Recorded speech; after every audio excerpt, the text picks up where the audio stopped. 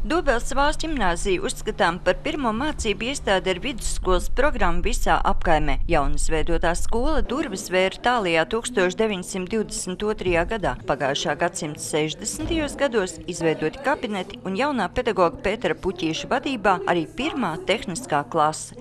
Jā, ar fiziku mums ir īpašas attiecības, jo mums strādā skolotājs Pēters Puķītis jau 50 gadus un vairāk, kuram šī ir vienīgā darba vieta. Protams, mums šis dabazinātņu virziens ir nedaudz vairāk attīstīts kā humanitārais virziens, jo mums parasti ir divas klases, kurās vairāk mācās matemātiku, fiziku, un ir arī parasti šiem klasēm lielāks pieprasījums.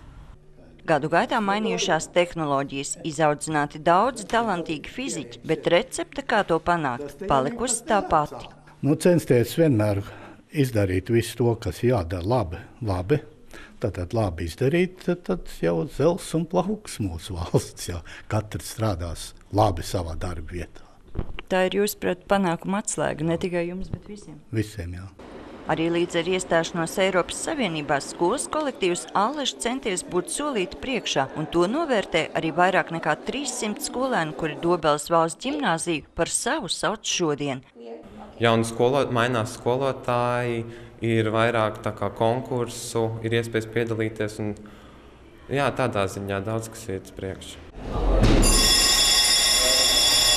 Šīs mācību gads skolai ir īpaši. Jau septembra pēdējā sestdienā uz mācību iestādes 90. jubileju pulcēsies absolventi un kādreizējie pedagogi, lai kopīgi ritinātu atmiņu gamolīti un savām acīm lūkotu, kādas pārvērtības piedzīvojas viņu gaismas pils. Sandra Leitāne, Andris Pāns, TV Spektrs.